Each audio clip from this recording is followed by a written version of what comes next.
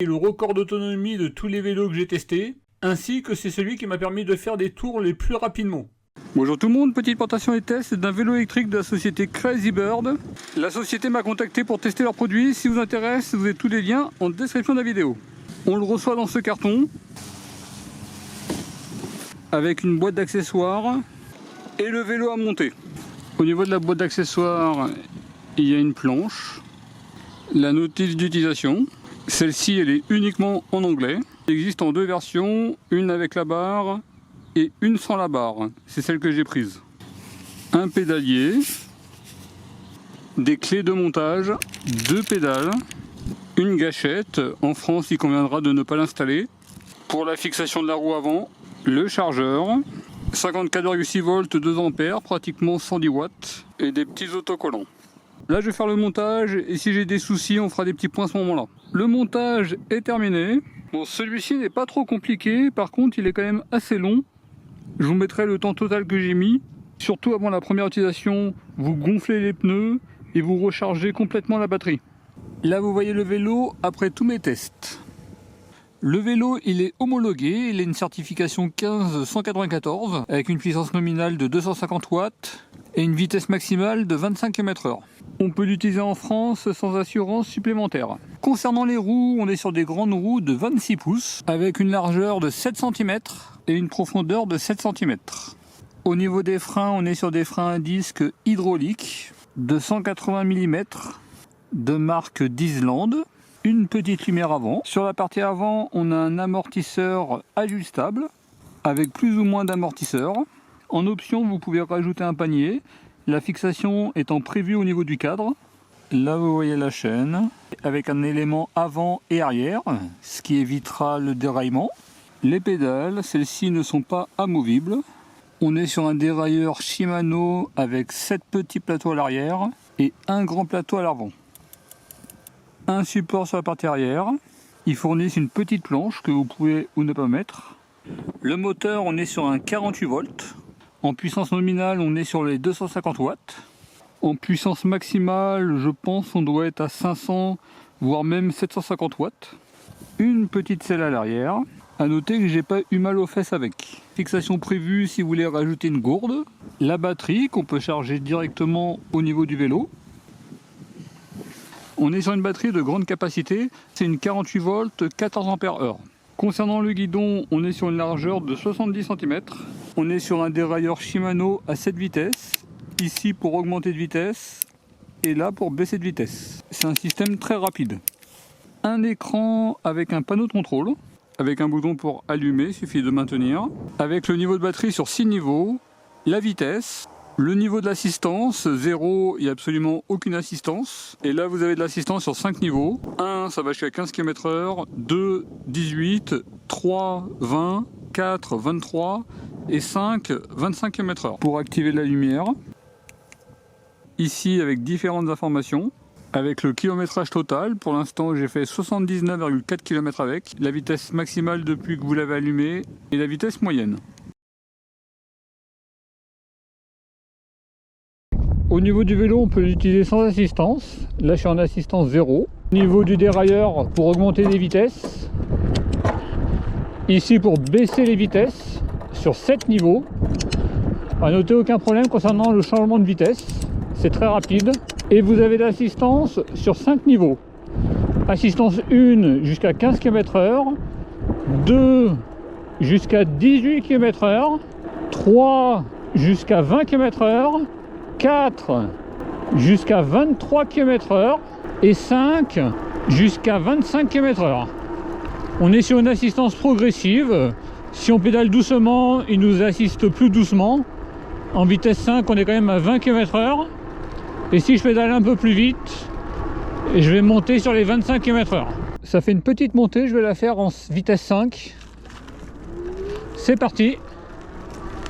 Je vais vraiment pédaler tranquillement. Vraiment sans faire d'effort. Là je suis déjà à 22 km/h. 23. Là je suis à 25 km/h. Vraiment en pédalant tout doucement. Là c'est le vélo qui fait tout le travail. Démarrage à 0, vitesse 5. C'est parti. 10, 15, 20, 25. Démarrage à 0, vitesse 5. Cette fois-ci, je vais pédaler. C'est parti. 10, 15, 20, 25. Regardez là, ça fait un petit chemin de tracteur. Avec le vélo, il n'y a pas de problème. Ah, il y a un petit lapin.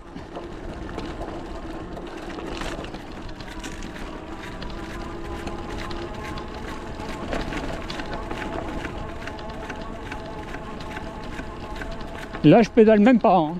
Je me suis mis en vitesse 2. Dites-vous qu'il a plu il n'y a pas longtemps. Le terrain il est vraiment humide. Et il n'y a pas de problème. Ce qui est bien avec ce vélo, c'est qu'on peut prendre différents types de chemins. Là, je pédale pas du tout. Hein. Je suis simplement en vitesse 2. Je suis à 16 km/h, il n'y a aucun problème. Vous voyez, c'est pas tous les vélos qui pourraient venir sur ce type de chemin. Alors là, c'est une descente assez importante. Ce que je vais faire, c'est que je vais la remonter sans pédaler. Là, c'est une bonne petite montée. Je vais la faire sans pédaler. Je serai en vitesse 5. C'est parti. « 15 km/h. Là, je suis à 20 km/h. 21. Je pédale pas du tout. 22 km/h.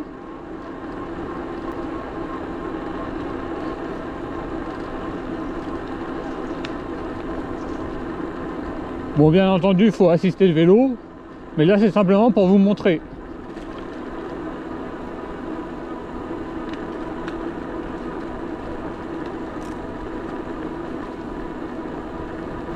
Là, on redescend sur les 20 km/h. Sans problème, il fait cette petite montée.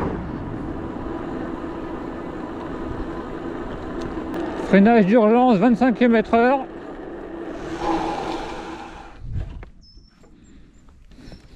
On est à peu près sur 5 pas. Vous voyez, là, on est sur une légère montée, sans pédaler. Je suis à 25 km/h. Alors au niveau du vélo, concernant la maniabilité, elle est très bonne. Le plaisir sur la route, il est très bon. Les vibrations, on les ressent vraiment très légèrement. Au niveau de la selle, j'ai pas eu mal aux fesses. L'écran, il pourrait manquer de visibilité, surtout quand il y a du soleil. À l'ombre, il n'y a pas de problème. Le freinage, il est excellent. L'accélération du vélo, elle est vraiment très bonne. Même sur des montées moyennes, on a quand même une bonne assistance au niveau du vélo. Au niveau du dérailleur, il n'y a pas de problème. Les vitesses, ça se passe rapidement. Le klaxon, il n'y en a pas.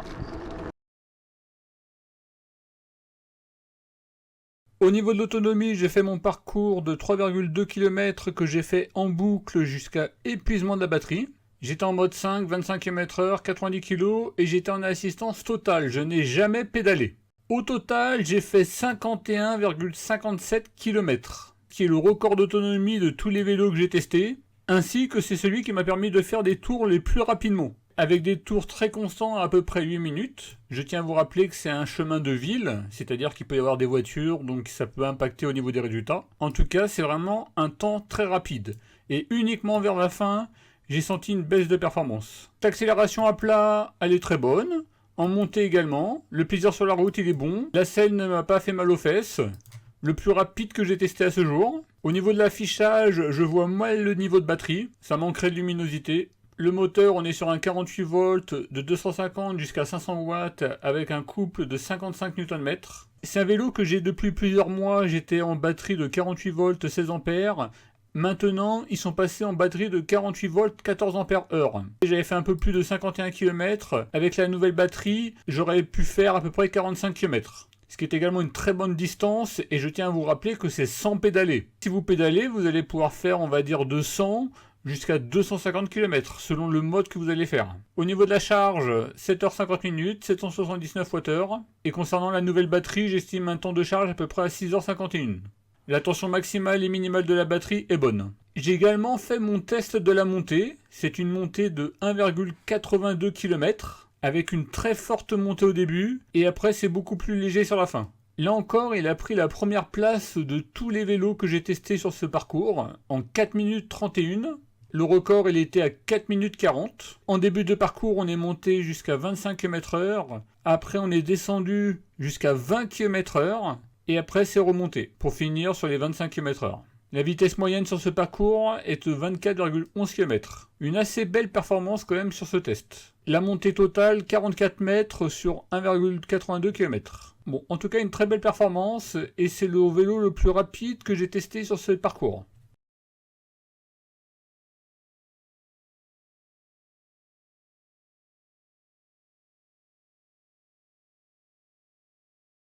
Voilà pour la petite présentation du vélo électrique de la société Crazy Bird. Au niveau d'avantages, la bonne performance générale, bonne accélération, bonne performance dans les montées. On est sur un couple de 55 Nm. Record de rapidité sur mon parcours et également un record de rapidité sur mon test monté.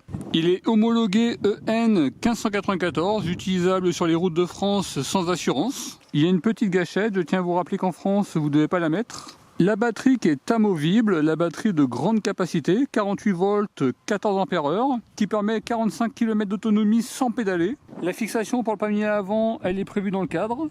Également pour la gourde, un grand écran, amortisseur avant ajustable, un bon freinage.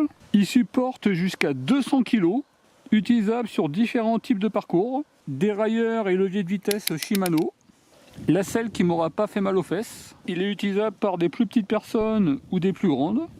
On peut retirer rapidement la roue avant. Au niveau des points négatifs, on est sur un vélo de 35 kg. Il n'est pas pliable. Les pédales ne sont pas pliables. Il n'y a pas de klaxon. Et l'écran pourrait manquer de luminosité lorsqu'il y a du soleil. Bon, en tout cas, un excellent vélo et il fait partie de mes vélos préférés. Si vous intéresse, vous avez tous les liens en description de la vidéo. En tout cas, je vous remercie de regarder cette vidéo et je vous dis à très bientôt. Au revoir.